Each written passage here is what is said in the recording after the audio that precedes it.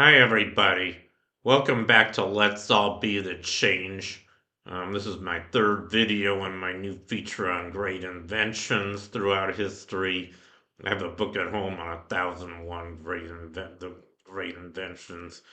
And today I sort of pick them at random every week. So today I'm going to talk about the electron microscope, which was invented in 1931.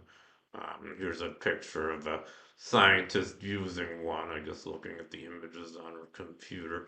And the electron microscope is the big white device to her left. Anyway, let's begin. So I'm just going to read this, what this says here. So the electron microscope marked a revolution in microscopy, since these microscopes are about 1,000 times as powerful as optical microscopes, due to the fact that optical microscopes rely on visible light, which has a minimum wavelength of around 400 nanometers, so the resolution is limited by this size. On the other hand, as the French physicist Louis de Broglie first hypothesized in 1923, and Davison and Germer of Bell Labs experimentally verified in 1927, a beam of electrons can also behave as a wave, like light, but with much shorter wavelengths. Using this principle, the German physicist Ernst Ruska was able to design the world's first electron microscope in 1931.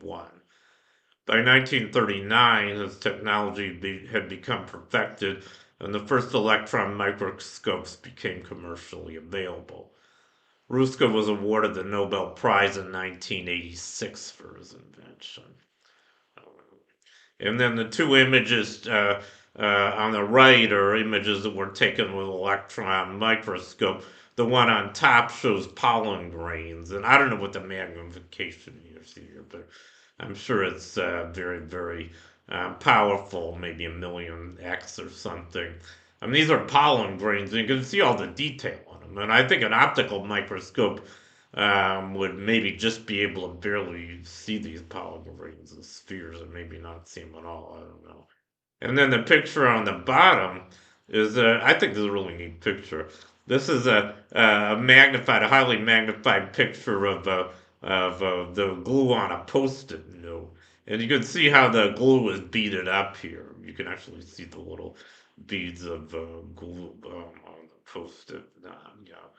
So, pretty amazing device, I'd say, and it really marked a revolution in microscopy.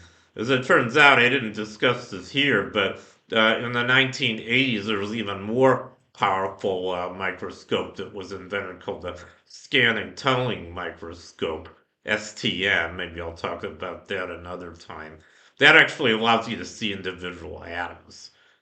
For the first time in the 1980s, scientists were able to see atoms and not only see them but move them. You could also use a scanning tunneling microscope to move electrons around. As a matter of fact, IBM did that. They even spelled out the logo IBM with atoms. I don't know if you guys have seen that picture. Pretty amazing. But they couldn't do this with an electron microscope. But they came pretty close, I'd say.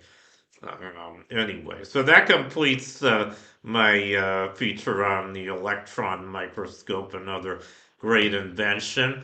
So thank you for watching. Keep thinking, and I'll see you guys next time. Bye.